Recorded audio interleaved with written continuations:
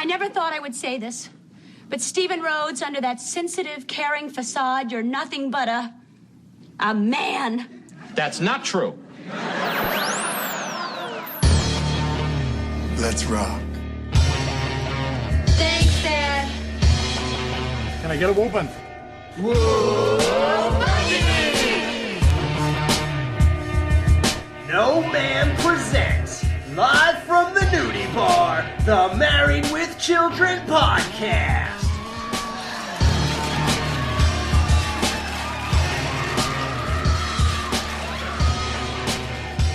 And here are your hosts, Jerry, Justin, and Al.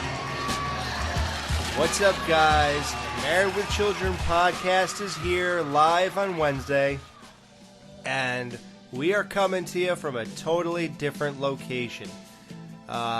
Sorry you guys had to drag your asses over here, but the nudie bar is not where we're doing this episode, guys. We're still in a nudie bar, but it's just not the Jiggly Room. We had to head over to Troy's to do an in-depth look at the classic Girls Just Want to Have Fun.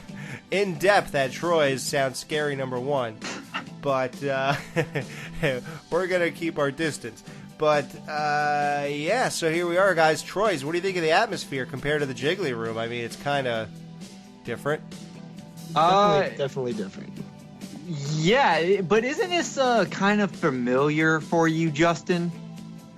Yeah, a little familiar. But, a little familiar. Not in the way that you might think. Right. Because I heard, from a little birdie that you used to work for Troy's. Is this true? At Troy's. I didn't really work for Troy. Troy's actually not a real person.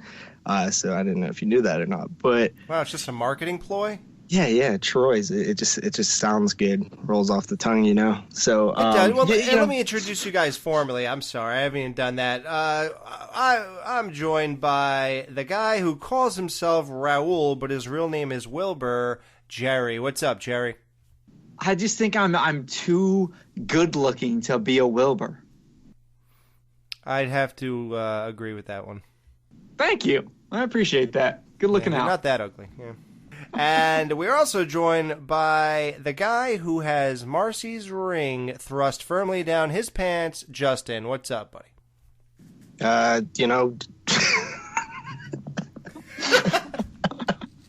just thought of Marcy having to reach down my pants and grab it. And it made me laugh. Oh, my God.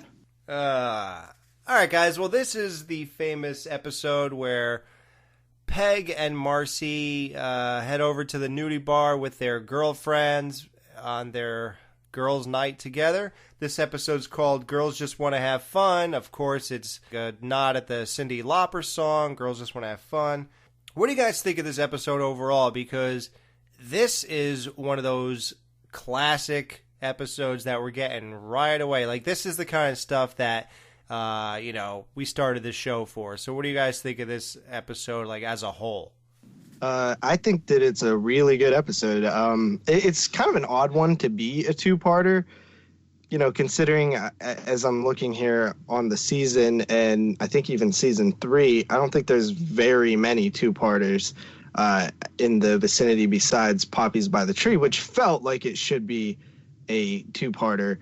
So it was kind of weird that this one was, but it flows well. There's enough content there for it to be a two-parter.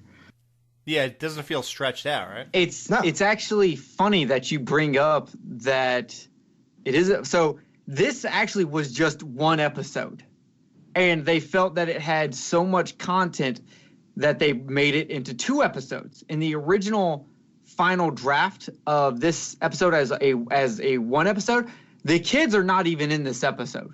You have no Butter Kelly in this episode.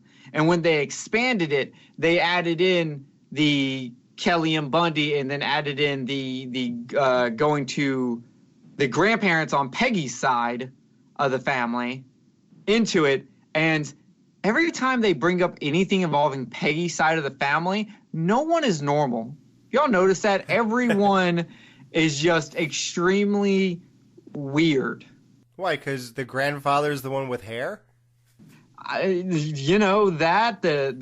dancing, Al saying that he has to ride on her feet also. It's just very, like, it's just everyone in I want to go to Peggy's family reunion is what I'm saying. Just. All right, well, this episode aired October 18th, 1987. Yes, guys, do not be confused. As we said in the Poppies by the Tree episode, they're still doing 1987.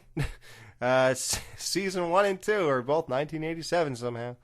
So, yeah, we're still there. So, this is a great start to an episode. As always, they always go... Somebody knows how to start these things off. I guess it's one of those two guys, that we keep mentioning, Ron Levitt and Michael Moye. The Bundy's refrigerator is broken, which doesn't mean all that much, I guess. And to prove that, Peg took everything out of it, which was just a beer and a cardboard holder of baking soda. Did you guys ever do that? Back in the 80s and 90s, that was kind of big. You always leave a baking soda open and supposedly it kills the smell in there. Yeah, I actually always remembered opening the fridge and seeing it in the back left-hand corner. I can't remember the last time I opened a fridge and saw baking soda in it though. Like, was that just a myth, or did just people stop doing it? People just stopped doing it because I remember it as a kid. But yeah, I haven't seen anyone do it in a long time. But that is true. I do wonder if it was like, did it become something that was just completely disproven? We need to test it. Yeah, we have to open our fridges and smell them and then put that in there and smell it again 3 days later. I think we'll make a video. Video for the YouTube channel. Just like our Tangwich video we're going to make. Oh, yeah. no. So this chick is fixing the refrigerator in these short shorts and this tight red top, and it is just a party at that house. And Al thinks enough of Steve to invite him over with some chips and some beer. What's the emergency, Al? It's in the kitchen.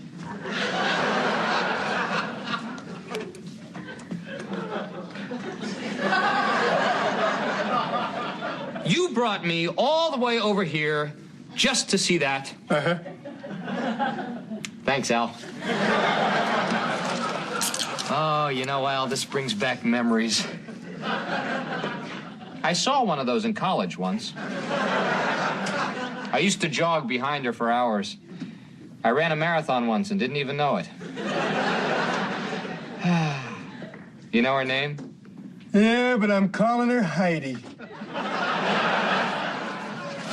Al, I feel kind of like a pig, standing here enjoying myself, staring at a poor unsuspecting woman as if she were nothing but a piece of meat. Something I don't get for this beginning. Peg says that she's really glad that Al took Marcy's advice and hired a woman.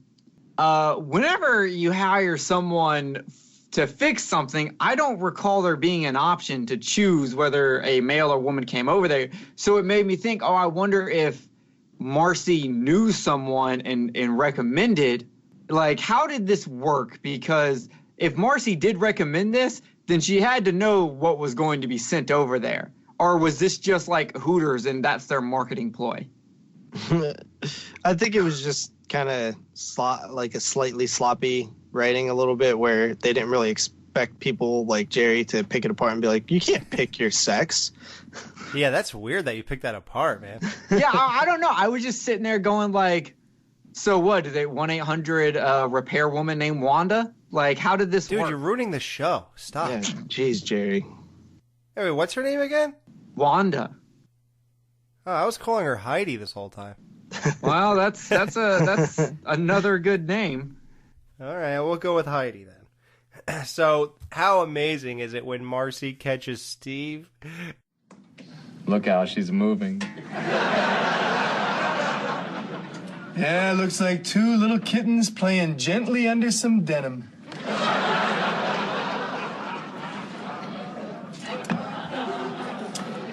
I think it looks more like an apple, Al. What kind of apple, Steve? A little red one. You know how they are just before you pick... You're a pig, Al. Oh, hello, Marcy. not even recognizing that it was her voice and just keeps talking because he's so lured into this. Yeah, because she says recognizing something the first time and he doesn't catch it right away, and then the second time she says something, he's like, "Oh." That's awesome. I thought that it was weird, not weird, I guess, but I thought it was surprising, like how much they were like talking about the shape of her butt and stuff on TV. Like it seemed, I was like, okay, this is pretty, risque. Yeah, like they're talking about, it looks like two dogs playing under. No, it's two kittens playing under denim. Yeah. I'm just trying to figure, like, how did Al come to... I've heard many of names for ass, but two kittens playing under denim is not one of them. No, that is not something I'm looking for when I look at a girl's ass. Like, oh, I hope these look like two kittens under denim. Yeah, that's weird. That's a weird one. They're like, how people look at clouds and they're like, what do you see? Like, that's what they do. What did you guys think of the girl, Heidi? Oh, yeah, we have to rate her. Oh, did we ever see her face? Yeah. Oh, they showed her face? I didn't notice. I give her a 7. Yeah. I can't really remember her face, honestly. Jerry made the joke, but I'm actually being serious. It's just a generic face. We'll post it on the Facebook page and see what people think. I do feel like she was actually pretty hot for Married with Children. She looks a little less 80s. I think she's in the lead for me out of all the chicks we've seen so far, I think. Ooh. I don't know, 7.5, possibly. Yeah. And I know Jerry's going to reserve his ratings for the construction worker and Zorro, so we'll just wait on that. Whoa. Why would I even look at them when Steve's on this episode? I can't believe it. You're as bad as Al. You're worse than Al. He's nothing but a Neanderthal sexist, but at least he doesn't hide it. Hide it? I get a t-shirt that says it. I never thought I would say this, but Stephen Rhodes, under that sensitive, caring facade, you're nothing but a man. That's not true. I love that line. I thought of Jerry instantly. Me too. I always think of that. Yeah. I don't know if I should be offended or happy that y'all associate me with Steve so much in circumstances like this. And I remember mentioning this next joke. You remember when I said that there's a point where Peg says men will look at anything, and then she goes in front of them and bends over and picks up stuff on a table, and they both look anywhere else? Steve covers his eyes.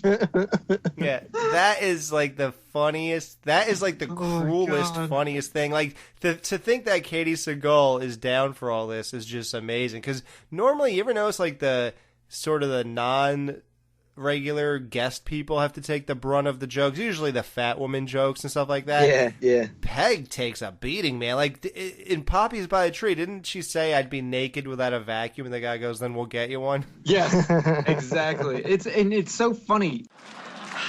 By the way, Marcy, what are you doing tonight? I don't know. Steve and I were going to go to a fundraiser for my women's group. But since I think he'd be spending the whole evening looking up the Toastmaster's dress, I guess I'm free tonight. Well, why don't you come over tonight? Some of the neighborhood girls are dropping by. Oh, that sounds like fun. I'll bring a cake. There's going to be a cake. You better watch your fingers setting it out. One of the girls has been known to debone a chicken from across the room. It wasn't from across the room, Al. I'll be here. And she actually did it. She actually, I guess, bit Marcy's finger. I always find those type of jokes a little weird. Like I don't really like the joke where Peg bends over and they turn their head. Like that's classic to me. But like some of the ones that are just like this, I normally don't laugh at. I don't know about you guys. I didn't laugh at the joke, but I wasn't gonna say anything because I didn't want to ruin the show. But you already did. You asked how you get a woman repair person. But yeah, no, I agree with you, Justin. I think they do better fat jokes than that, and this was just not. This one was a miss. Well, how about it was good until she had the bandage on her finger? Okay, yeah, it was good. Yeah, that's fine because then it's just Al exaggerating on somebody who's fat or whatever, like that's where it works. But then when you see the bandage on the finger, it's like, oh, so they brought it into like realism. Yeah, I got a question for you. They're saying that it's terrible for a guy to look, but do y'all actually think it's terrible for a guy to look? Does that make you a bad guy to just look? Even like in a relationship or out of a relationship, does that make you a bad guy? I've never had a single problem with it with any of the girls I've dated or been with. Yeah, I'm sorry. I don't know. What do you want to do? Poke my eyes out? Right? Like, what am I supposed to do here? Like, I think it's all about if you do it respectfully. Like, if you're at the beach, you can't sit there and secretly take pictures of a girl a few ways down with your phone, or even if you're walking down through the mall with your girl, you can't, like, your head can't do a full 180 as she's walking past you and going behind. Like there's got to be a limit to where, like, all right, look, we understand that you're a guy, but you got to be respectful. So I think, what Al was doing and what Steve was doing, that's obviously television overboard stuff. Like, I don't even think the repair woman would go for that. She'd be like, okay. She'd be like, what the hell? Get out of here. Yeah, this ain't no peep show. I think she'd be prepping for a tip is what I think. Yeah. It's like, because you got to think that the way she's doing it is exactly like how Hooters does it. It's going for that bigger tip and using their own sexuality to make more money by preying on perverted men. But I'm with you, Alex. As long as you like kind of do it respectfully, like stick to the 2-second rule. 1, 2, look away. Ooh, that's not enough. Yeah, look, I'll break it down real simple, right? If there was a chick that I was with and she had an issue with me staring at other people, I would just say something along the lines of like, hey, look, no matter what, I'm gonna have these thoughts, like Alex just said, and I'm gonna, see people and I'm gonna look at them. So if I'm hiding it, does it really make a difference? Because I'm still doing it, and it's impossible to not do something like that. So wouldn't it just be better to just be open about it? And I would, the same thing goes for her. Like, I don't care if she eyeballs anybody for as long as she wants. Like that doesn't bother me. Like, you have to have trust. So right. Why fake it, right? Like that's weird to me. I feel like Alex, like when he's walking down the street with his lady and he sees a chick and he's staring, as soon as she's about to say something, he just takes out a picture of Charlie from Sons of Anarchy with his shirt off, go look, and then she looks at that and then he's scot-free. Who's yeah, Charlie? Exactly. You can say Jax. Most people know him by Jax. Oh, well. Is that his real actor? The actor's name? Yeah, his real name is Charlie Hunnam. You have to say Charlie Hunnam. Oh, yeah. Charlie sounds like I'm into Oompa Loompas or something. This all went wrong. Okay. Oh my God, no, that was glorious. You actually talked about how like it's usually like the guest or the one-ofs that come on the show that get the brunt. Man, the chick who can debone a chicken from the crossroom, she gets it like twice really hard in this episode when she says, he's undressing me with his eyes. Oh, that's the second one, but the first one was she's like, I can't even wear shorts anymore because of men like them. And then Al goes, are you sure it wasn't the men with the harpoons? Well, you know what though? I gotta say, man, you're gonna hate this, but I didn't think Steve's joke was very strong. I think the premise of his joke was strong, but I there's gotta be a better line than Marcy, he's undressing me with his eyes. Madam, that would take years. I agree with you, but the delivery is what made it, because he's just like, Madam, that would take years. The fact that he said it so like regal is what made the joke funnier. But I agree, he could have said something. He could have said it in a different way, like I don't have that kind of time or something like that. That would have came off a bit funnier. Yeah, but because I thought it was good. I liked it. Yeah, I like the delivery. Yeah, the delivery does sell it, I guess. I don't have a major problem. I was just, now that we're looking at the show this way, I was just sort of, Peg is actually, to get back to what we were saying, she's actually okay with staring at chicks on Al's part as long as it leads to sex. So Peg gets one more point because she asked Al if he wants to do it. And he's like, and then, I forgot he had this like weird response, this daydreamy, because he's still thinking about it. Oh, yeah, because He's like, wait, with you? Because Peggy goes, how was her breast? Yeah. Do you want to go upstairs? Yeah.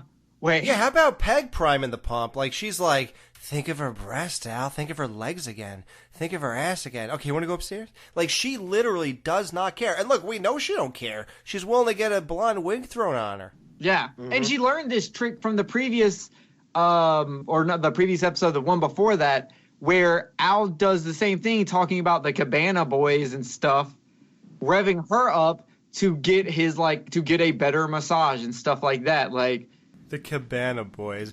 How are their bodies, Al? They're tight, Peg. They're tight. Like, that must have been so uncomfortable for him. but yeah, I love that. I love that joke, and that's a clear-cut point for Peg right there. Like that was really clear. That's we didn't have. Normally we have to dissect it and be like, well, does she get the? But that one was like straight, her. Oh yeah. Yeah, she gets better. She gets better at it, even though it's 16 years later. Well, I'm tired of sitting around the house. I do that all day long. Why don't we go out tonight? Someplace fun. Okay, girls, I've got it.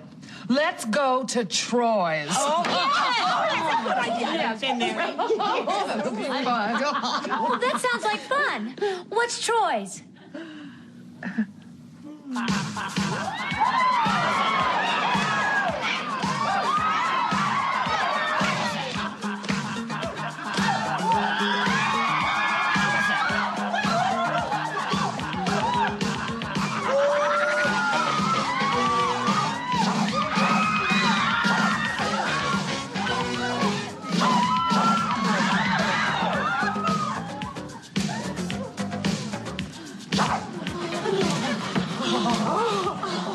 That is a male strip club, and everyone knows Peg by name. And not only do they know her by name, they know her by her last name, and not only that, they know her by Big Red. So she has a last name and a nickname going on here. Like, this is a place that Peg goes to a lot.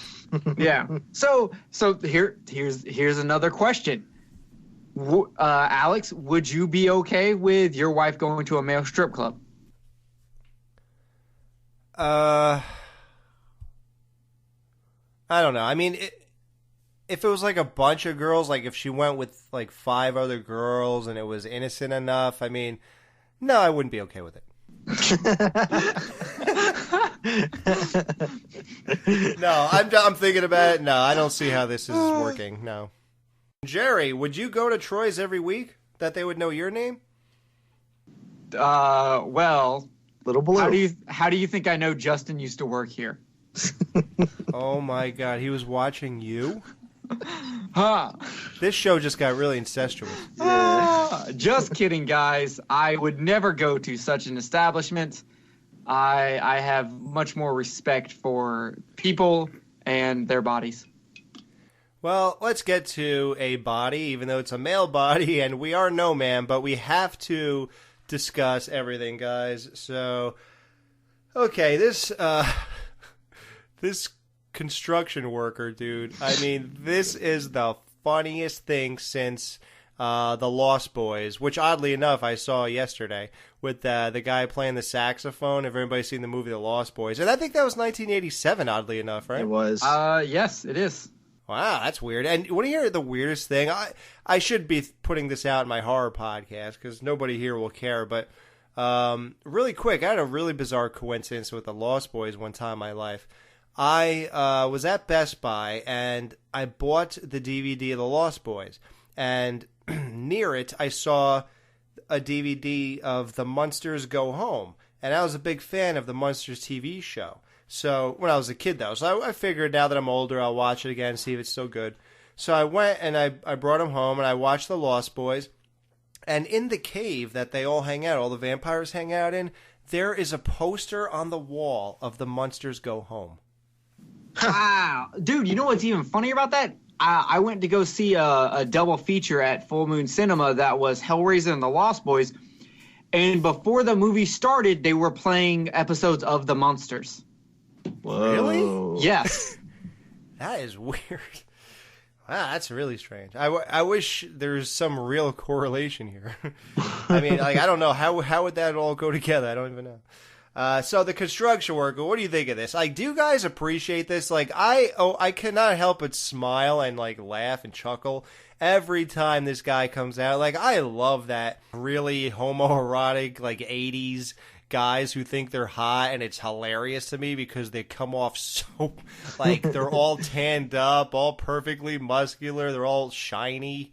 Like, it's just so funny to me. To me, it's really funny because it's so far away from, like, what is, like, considered, like, what I would think, like, a girl would be attracted to today. Like, the hair, like the hairstyles, like, really, like, date it, you know what I mean? Oh, and the way they dance. Like, would any girl say, oh my God, this is hot? Like, when did what period of life were any of us going through where this was the thing? Like, what little window did that fit? You know, like, think of just years later, like, the Nirvana, Kurt Cobain era. Like, could you imagine this guy coming out? And that's only, 3 years later or something? Yeah. You know, it's just, like, crazy. Like, where is this? When did girls see that as a hot thing? And I wonder if it's still, you know, what do we know? It probably, for what we know, it's still going on, you know? True. I mean, that is just insane. And so the whole point of this, you know, what we should be discussing is that Marcy is completely uncomfortable. She is not okay with where they are. She didn't know where they were going, things like that. She's there. Everyone's having the greatest time. All the regular girls are having the greatest time, and Marcy could not be less comfortable. Peg starts. She's so crazy and into this that she gets on stage and she's dancing with the construction worker. If you found out your wife did this, let's just say she went to a bachelorette party and she behaved like Peg, what would be the outcome of this?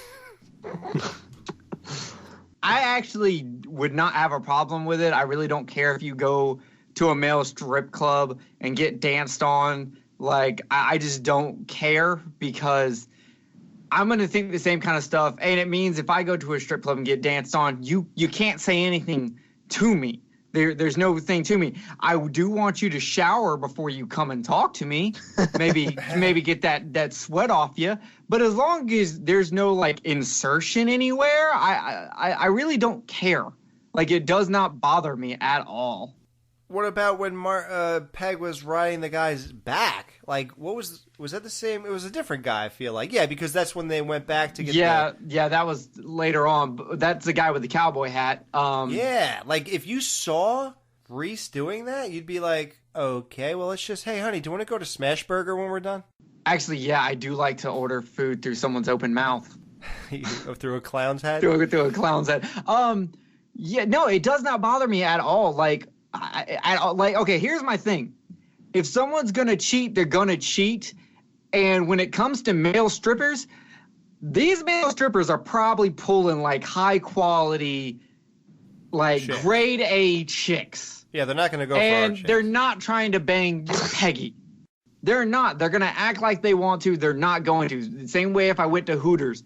They don't want me, and they don't want my fiance. I'm just, it's not going to happen. They probably, in fact, there's a good chance that a good chunk of those male strippers are probably gay.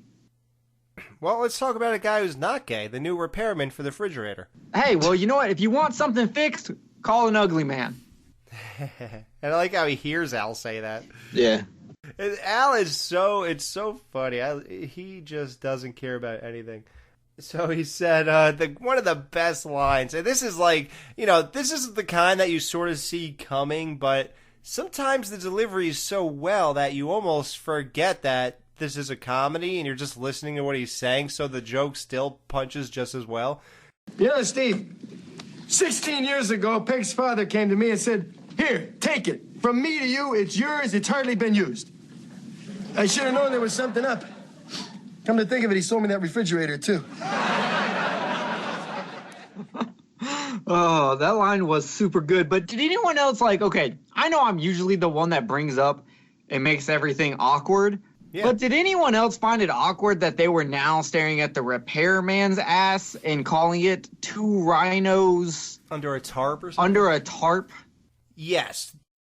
Normally, it's me bringing up how awkward, I'm bringing up something like saying horny and saying it's not awkward, but even I'm calling this awkward. No, this time you're right, so go ahead. Yeah, that was really awkward to me. The strip club was a little bit awkward too, but then it became funny when you see the guy that me and Alex was talking about. But I don't know, man. It's seeing two guys just stand in the same position that they were with the girl, and staring like that and talking about what it looks like to I guess it's supposed to be funny, but it is a little uncomfortable. Yeah, when you break it down, that's the one time this show can hurt Married with Children, because I think a lot of these things were not meant to be broken down or ever thought of on any, because you're supposed to think of the next scene within 12 seconds, So us saying it's Al and Steve looking at an ugly guy's ass. Not that it would make a difference if he was good looking, but with two beers in their hands. I mean, it's just it cries for some kind of what's happening here. Yeah, it's weird. Where do you think the girls went, Al? To a nice place. Away. This is the first time she's walked out without giving me a chance to explain. Well, what were you going to explain, Steve? It's simple, Al. I was going to explain that while it might have appeared that we were looking at that girl's rear end, so admirably hoisted in the air before us, what I was actually doing was looking with admiration as I pondered how far women have come in the last 100, nay, 50 years. Yeah, but she did have a nice one, huh? You betcha. But I still feel like a hypocrite. I mean, I give money to women's causes. Look, Steve, it's good for women to be gone when they're mad at you. It's good for women to be gone, but especially when they're mad at you. Because they go out there, they see what's available. Those fat, bald-headed little twerps that have no idea how lucky they are that they can't get a woman. And they come crawling back to you, thankful, knowing that there's no way they can do better than us. See, let's face it. You don't go fishing for minnows when you got Moby Dick at home.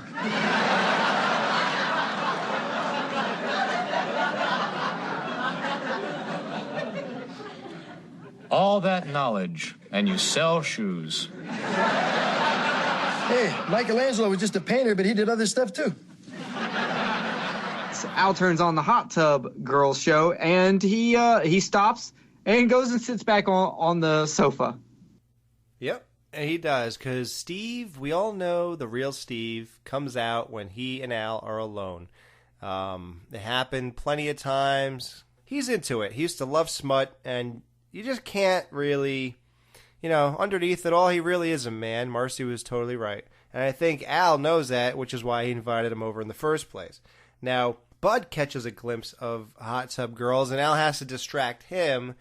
He wants to get out of going to grandma's and stuff like that. And Al basically entices him with dead grandma leavings. Yeah. Well, did Bud make a hooker joke on his sister by saying, let her dance with old men for money? She's used to it. Hooker or / stripper joke, yeah. Yeah. I thought that was hilarious coming from Bud. Oh, yeah. Savage. And how about the line when, oh my God, this is one of the greatest lines I never forgot growing up. Many's the night I sit here looking across at my wife as she's sitting over there, much like you are. And I look at her and I think, go home.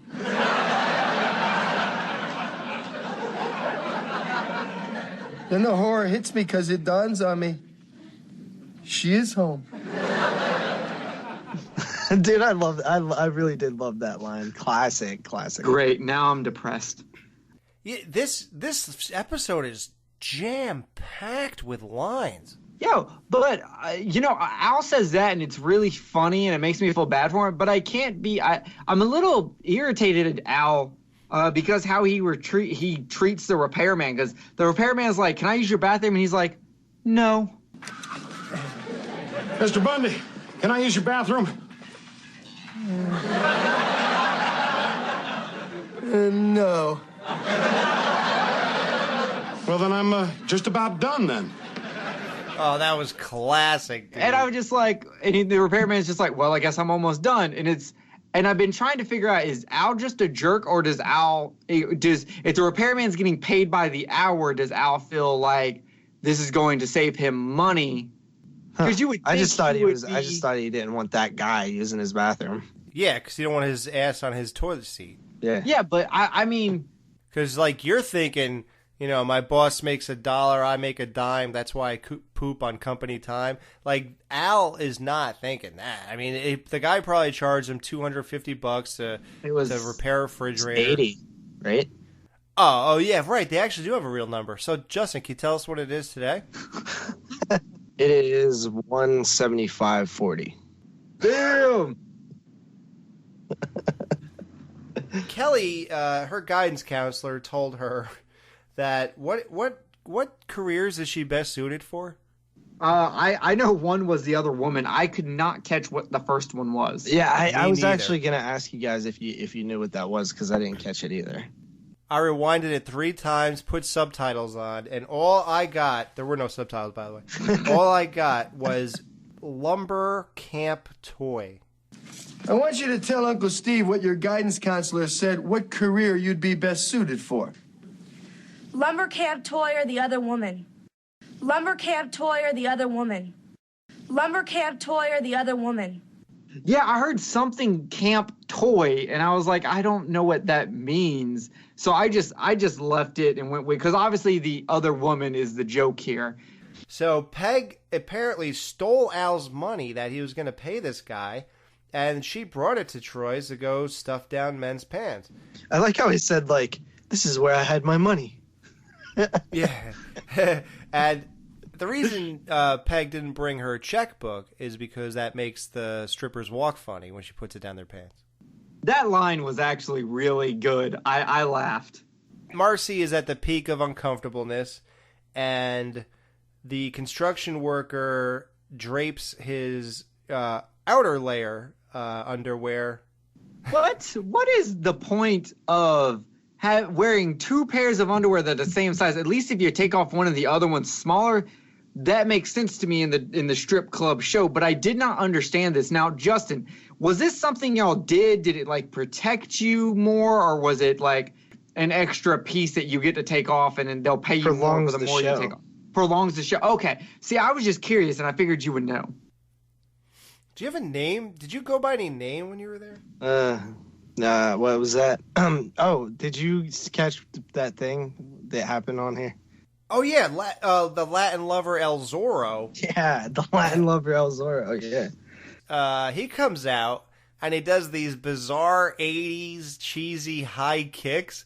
Then he kicks high again, and then he strums his thighs like a guitar, and the girls go crazy, dude. I'm just like, oh my God, what are we watching? And then I gotta give Marcy or the actress that plays Marcy props. When Zorro comes over and starts doing his hip movements, her head perfectly follows the hip movements, even as it gets faster. And just as an acting, I have to give that part like a standing ovation, because that was just on point. It made that scene a zillion times funnier. If she just stood there and gazed at him, it just would have, it would have been funny because she's mesmerized. But her going up and down and side to side and like the whole zigzag thing is just brilliant. Like I hope Amanda Burse came up with that, because that would be awesome. Oh yeah, that was fantastic. So, the big thing is, Marcy goes completely insane once she gets a taste of, I guess she just is into Latin lovers. So, Justin, that means you could get Marcy, because you're half Spanish, right? I'm half Mexican, if that counts. I think Mexicans are Spanish. No, I don't want that. She goes crazy, gets obsessed, starts stealing all the other girls' dollars to stuff them down his pants. Dollars!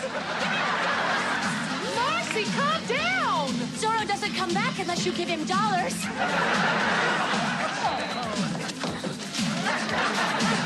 Hey, Zorro! Bump it back this way, honey.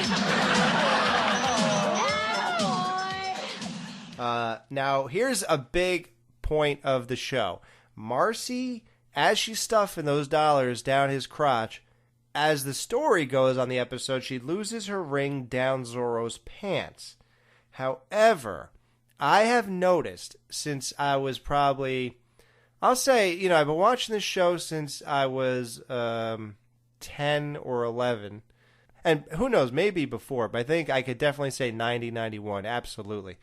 I feel like even then, but I'm going to say in the year 2000 till today, I've noticed that when Marcy pulls her hand out of Zorro's pants, her ring actually pops out and falls on the floor. I did not notice it until you said something. But I noticed, but because you said that, I got really close to the screen at that point to really focus in on that. Right before she actually puts her hand down his pants, you can actually see her shimmying the ring off of her finger. Right, like she deliberately wants it to fall. So obviously she did it because as an actress she needs to put the ring down her face. But I'm just like, why would you not just have the ring down his pants? And no one's going to notice that she didn't have the ring on her finger during that scene because it would have been hidden by just the money. Right, but isn't it cool that they actually went to the lengths of having it on her finger? Then, I mean, she could have had it slid halfway down her finger so it comes off easier and you don't see the struggle. That would have made more sense. But they actually wanted it to be so authentic that she did lose her ring down his pants. But I guess nobody caught that. It popped out, bounced on the floor. Maybe Zorro didn't even notice it. Maybe they already pulled the set down or whatever, or the lighting was changed. They said, listen, we're not going to reshoot. Who the hell's going to know that? Like, what are they going to have a podcast about this? And these guys are going to sit there and examine this? Yeah, that'll never happen. Right. That's the dumbest thing that you could do. So they just said, we're leaving it in there. And hey, it's a little Easter egg for hardcore Marrow Children fans. If somebody notices that, hey, that's cool. Whatever. It's not going to hurt our ratings any. So that's the end of the episode. My wedding ring! It's gone! Peggy, I've lost my wedding ring down Zorro's pants! That is the big climax. So, Marcy realizes it almost instantaneously. Well, I guess we'll take a break, and we'll be right back.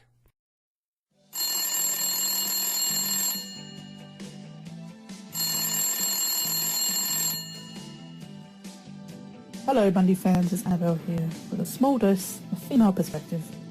And thank you for the warm welcome in last week's show. This female finds a lot to like in this two-parter. It's a story of revenge in that great satirical style. Girls Just Want to Have Fun is a great episode for Steve and Marcy, and to show how Alan Pegg's influence continues to inflict itself upon their marriage. I mean, Steve even insults a fat woman, but David Garrison sounds so eloquent when doing it. I'm told this episode is somewhat controversial when it first aired, but much like I'll See You in Court in Season 3, it seems rather tame today. I know I had fun transcribing these episodes, the writing is very sharp, and it's nice to see the women let loose, something we wouldn't get too much of in the later years. It was originally designed to be a one-parter, but it works fantastic as a two-parter. The story is very strong, and the final scenes are quite dynamic between the Rhodes and the Bundys in their contrasting bedroom scenes. And just when you find the ending very sweet, bam, there's that final punch. I probably feel how most men might feel later in the show's run.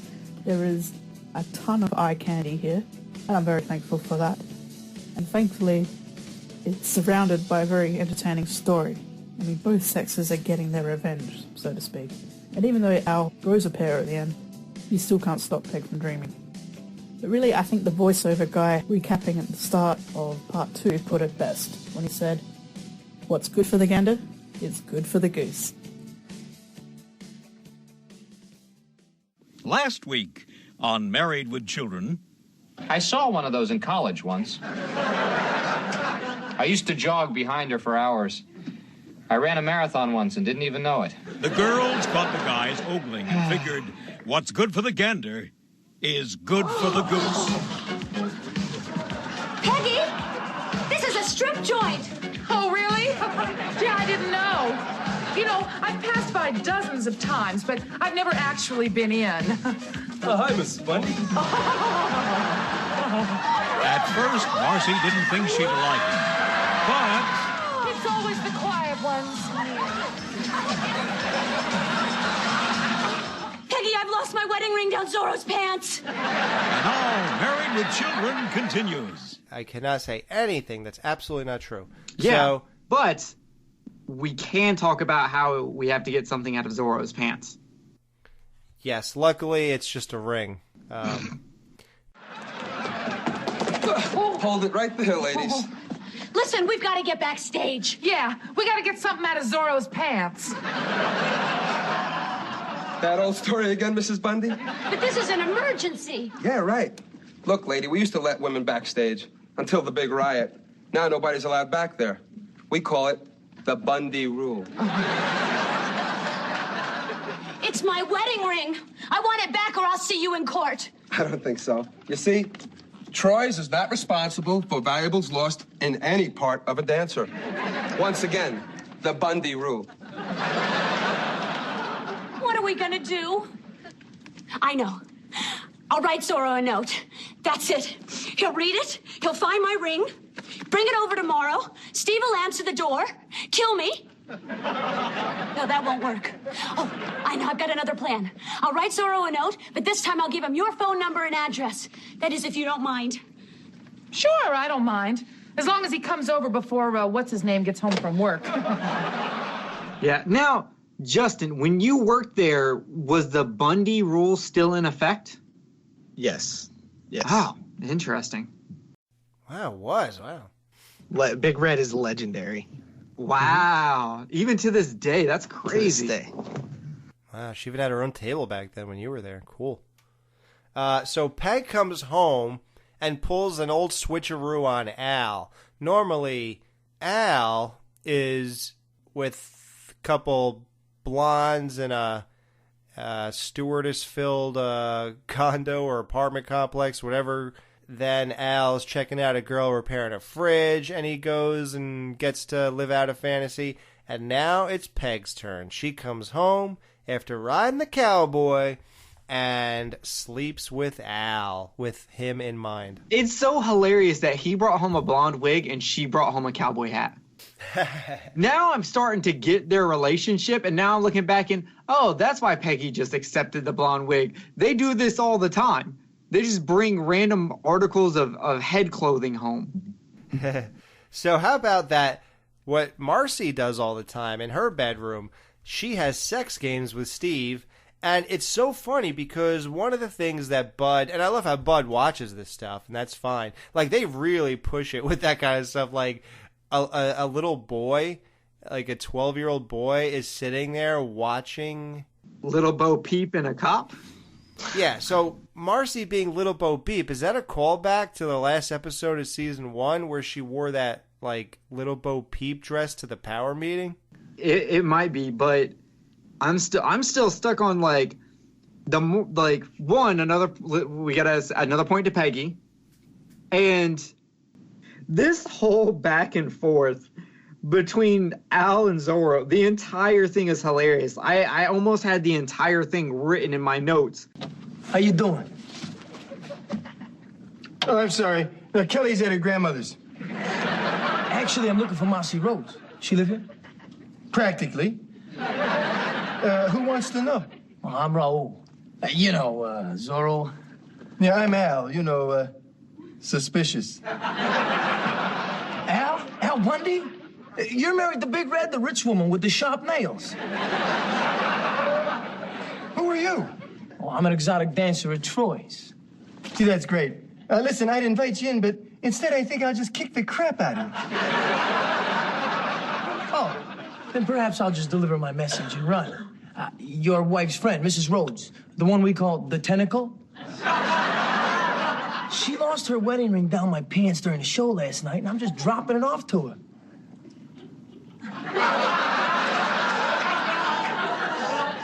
Come in.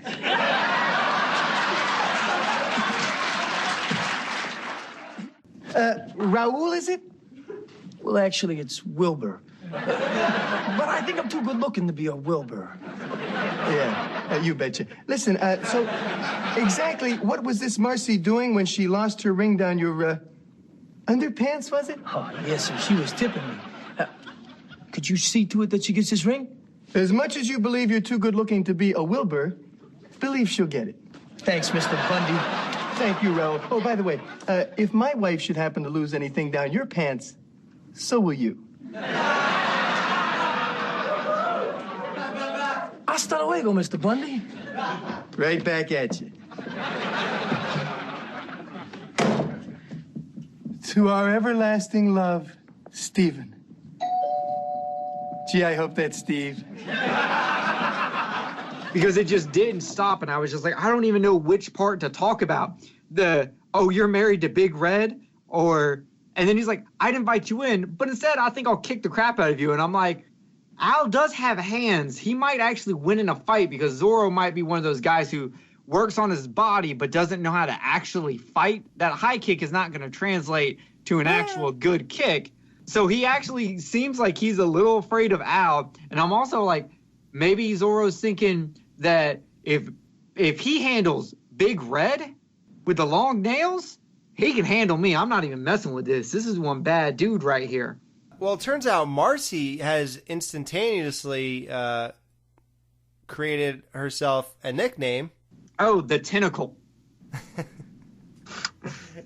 We find out Raoul's real name is Wilbur. I'm too good looking to be a Wilbur. Right. Like, I can't say I think it's a great move. I don't care if he was good looking. I think I would change my name to Wilbur no matter what I look like, even if I look like that repair refrigerator guy. So, the best line of Al, and the thing that makes him a badass, is when he says to Zorro, if my wife should happen to lose anything down your pants, so will you. Whoa. Yeah, I liked that because it was like another one of those instances where I'm just like, Al actually does love his wife, and he is actually protective over his wife. No matter how many jokes he makes, it is a small reminder here that is his wife. Yeah. Al has no apprehension about Steve comes in. He tells Steve about the ring and then goes, so what do you think of those bears?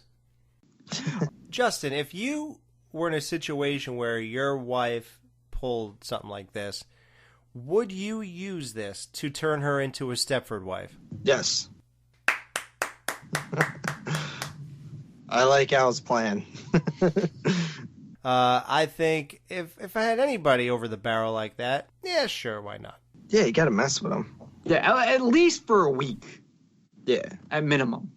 Now, when you're having a fantasy, aren't you supposed to escape all reality? Yeah, Justin, when you were a stripper, did you use any previous employments as your name or anything like that? Did you show up as a shoe salesman or anything? No. So what was your name then? What was Al's name? Oh, it was the shoe salesman. That's funny. It goes, and here he is, the shoe salesman. And then and Al's dancing. That is the funniest. That is like a 10. His dancing is the classic, indescribable. You have to watch it. Us talking cannot do it justice. There are no words to describe his dancing, his facial expression. Nothing. You really, Alex is right. You have to watch that scene to justify it. Justin, did you dance in that style or? No. Why do you want to know how he danced? I'm still just trying to figure out what his name is. How about when Al was trying to figure out a name and he said, Peg, what's Troy's? That whole exchange. I love the trap he set of sticking the wad of cash right there, and Peggy went for it. I'm like, come on, Peggy. Seriously, you're smarter than this. You know there's no way you're taking that money and he doesn't know when he wakes up in the morning. What are you going to do, blame the dog, who we have not seen at all these past episodes? Yeah, maybe they didn't write the dog in. Yeah, Buck is not in part 1 or part 2, so what do you can't blame him. He's not even here. He's probably running the neighborhood getting laid. Well, the real question is how much of that money is in crotches? How much of Al's money is in crotches? I was actually wondering when we saw that she stole this money from where he hid it in the drawer. But while she's at the strip club, everyone knows her. And then when Zorro shows up at Al's house, he specifically says, "Oh, you're married to the rich lady, Big Red." And I was like, rich? Where does she get all the money to go there to like, she even says she tips very well. Where does she get this money? And she actually ends up explaining how she got this money to Al by saying she will lie about like random things they need, or is given money to fix car brakes and doesn't do it, money for the kids and keeps it, and just kind of scrapes a little bit here and there. And I got to say, that's actually brilliant writing, because I was going to say this episode has a gigantic plot hole, and they actually solved that plot hole by the end of it. Justin, if your wife came home horny as a toad after swapping recipes, would you get suspicious? Yeah, Wait, it would be. How come you can say horny now and I can't? Because context. It's all What? context. How Jerry. is that context any different just because you're saying the woman's horny instead of the guy's horny? Well, for one, yeah. Oh my, I don't understand. Two, you. I didn't tell him. I didn't go, "Hey, Justin, me, you, and Jerry and Troy's tonight is really getting me horny, dude. I want to go see what Zorro's doing." Oh my God! Did you say I'm the issue here? Okay. Yeah, you wanted me to spell it out for you about why it's okay. I just did. Okay, fair enough. That you did. Why don't you go sponsor a Korean family? Okay, did you like that joke, Alex? Because when I heard that, I was like, I wonder if Alex is gonna like this, or if this is like Bud saying Coca-Cola. That was me. No, this is good. Okay, I didn't know if you would like that or not, because to me it kind of comes off the exact same way. Like, Al would not sponsor a Korean family.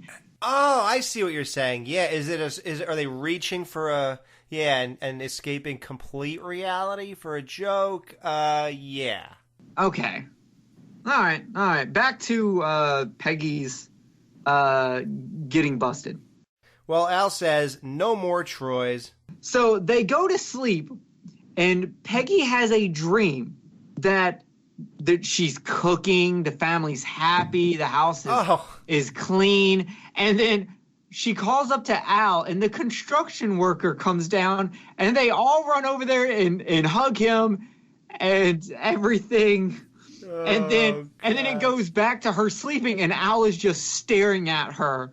And then he wakes her up and he goes, "No more even thinking about Troy's."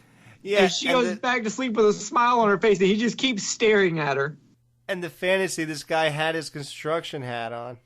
Oh, yeah, he was shirtless and everything, and I was like, poor Bud has to hug that. So Marcy comes home totally apologetic. He was going to do the step for wife thing, and then he goes, "There's an envelope that came for you," and she's like, "Oh, what is it?" And then you get this moment. It is very gentlemanlike. It is very, he took the high road. Right. Oh, this came for you. Somebody dropped it off at Al's. What is it?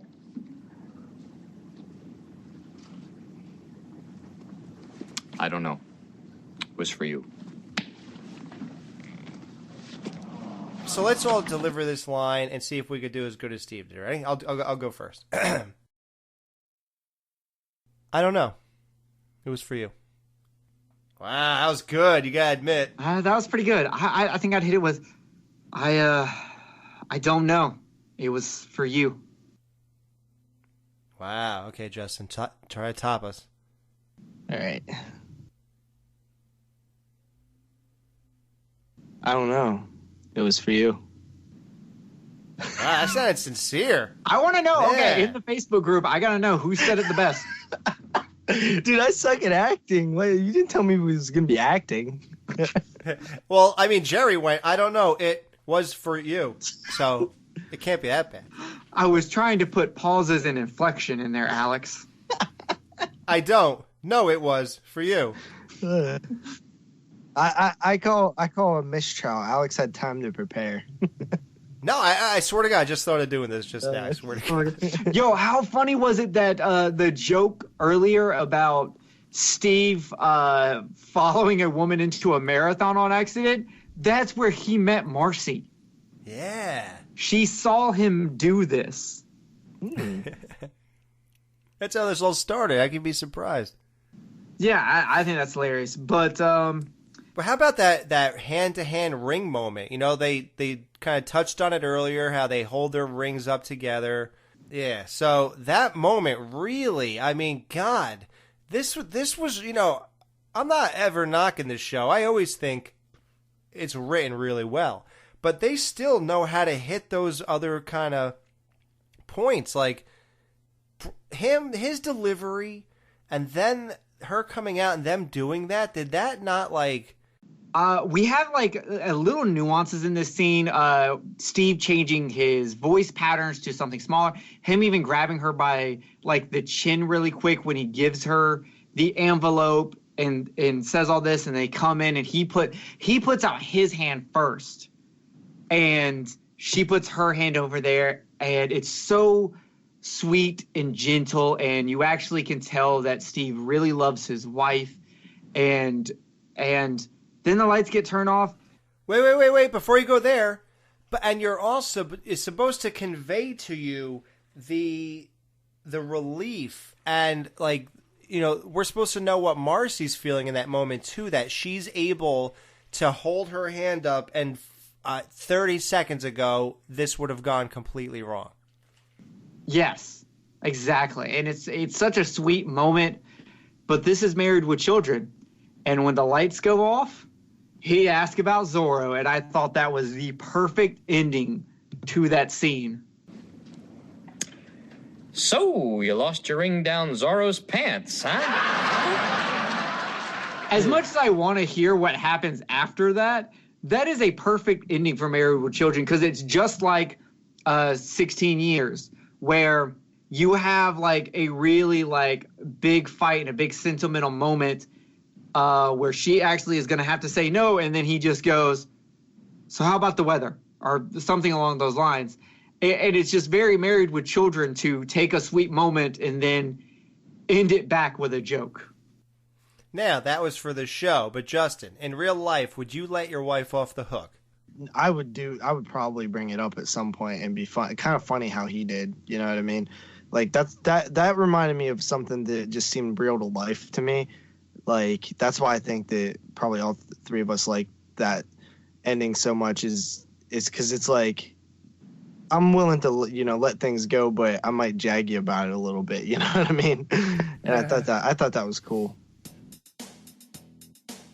No Ma'am will be right back to wrap up this week's review. Be sure to join their Facebook group page for all the podcast news and updates. Just type in www.facebook.com/groups/Married with Children podcast. Be sure to subscribe to them on iTunes and please leave a review telling them what you think of the show. To subscribe to their YouTube channel, just go to channels and search up Married with Children podcast. You can email them at marriedwchildrenpodcast@gmail.com. Thanks for checking out this review. Now the guys are going to give their final thoughts and ratings of this week's episode. All right, well, guys, time to rate this episode. How many rings down Zorro's pants? We'll go easy. I mean, what are we going to do? How many deboned chickens from across the room do you give it? How many, you know, let's be a little less ambitious this time because I just want to get out of here. I'm quite uncomfortable. There is a construction worker grinding his hips to the left of me here, and I'm following it up and down with my eyes, but it's just still awkward. I just like to get out of here. So, Justin, how many rings down to Zorro's pants do you give Girls Just Want to Have Fun, Part 1 and 2, if you could please rate them as a whole? Yeah, Girls Just Want to Have Fun, or Girls Just Want to Have Fun, I've seen it both spellings, by the way. I don't know about you guys. Really? Yeah. Maybe they didn't get the rights to, she wouldn't let them say wanna. Yeah. But yeah, man, to me, this episode, hits on all levels. It has, you know, a good emotional moment towards the end, but it also has like plenty of jokes, and it's a fairly simple episode, yet there's like these parallels between you know, Marcy and her feelings, and then, you know, pot calling the kettle black type thing, and you know, her having to eat her like, you know, put her foot in her mouth and stuff like that. I love that stuff. So to me, it's a near perfect episode. I'm gonna go ahead and give it 4.5 rings down Zorro's pants out of 5. Nice. Wow. That is a very, very good wrap up. Jerry, how many rings down Zorro's pants do you give this episode out of 5? I'm actually right there with Justin. He actually, you know, basically took the words out of my mouth. Surprisingly enough, we wrote like a very similar thing. The only thing I really have to add to it is I do think the second episode is better than the first, mostly because of Al's speech that he gives. But this episode is just chock full of one-liners. It's a super fun episode. Justin is right. It has a very classic setup of wife catching man, and then the wife getting caught in almost the exact same situation. It's very much, like you said, pot calling the kettle black. I really can't add much more to that, and I also rated it 4.5 out of 5. Both, I mean, you guys summed it up pretty well. What can I add? This episode is really cool because, yeah, it does the whole thing. Marcy, you know, walking in on this, and she realizes she's just as bad, and she had to instantaneously pay for it on some level. You know, luckily she got the ring back, but the whole situation she's in, and, you know, how she's so afraid, this and that. But what it does for me as a viewer is, now I see that this whole thing is chaotic. I like Peg even more. Now they see more of her wild side. Al was just killing it with the speeches. And Marcy is the standout. Obviously, there's a Marcy-based episode. It makes me like Marcy even more, and I think she's cooler now. The fact that she can get down like that and be a little nuts without fish hooks is appealing to me, and I like her more now. So, yeah, God, rating. I mean, this is jam-packed with one-liners. And honestly, if we're going with the Netflix rating system that we do, where each number means something, then it's a 5 out of 5. I love it. So we're going to thumbs up and thumbs down? Oh, you funny. I absolutely love it. This is like the classics. Like, this is right there. This is, and I'm not going to say it doesn't peak any higher. I mean, there are obviously, this is not the episode people ever mention when they're talking about their favorite episode. So if this is that good, just imagine for the ride we are in for. You know what I mean? So this is a 5 out of 5 to me. So there are other ones that can't get higher, but it just means I love them all. You know, when it gets to that stuff, yeah. And you're right. There were so many one-liners. I'm even thinking of one-liners we didn't even cover on this episode. Yeah, we can't. Otherwise, yeah, we're not here to repeat the show. You know, that's why we can't do that stuff. But, yeah, guys, watch it. I also, just for the record, so the records show 2 points to Peggy, 1 point to Al for sex points. How does Al get one? The very end of the episode 2 where... right before she goes to sleep, she actually goes, Al, and he goes, no. Oh, and okay. That is clearly her going for sex, which she should be lucky. She got it twice within a not even 24-hour span, a 6, 7, 8 hour span. She got 2 points. Good catch. 2 points to Peggy, 1 point to Al to reflect in the future thing. Yeah. Very good. Very good. And everybody remember the Repair Girl for Hot Chicks of Season 2. Oh, yeah. All right. Well, hey, Justin, so what were we asking you before? Yeah, seriously. What was your stripper name? You got it. One. Hot Tamale. Robot Tommy? Robot Tommy doesn't sound right. What did you say? Hot Tamale.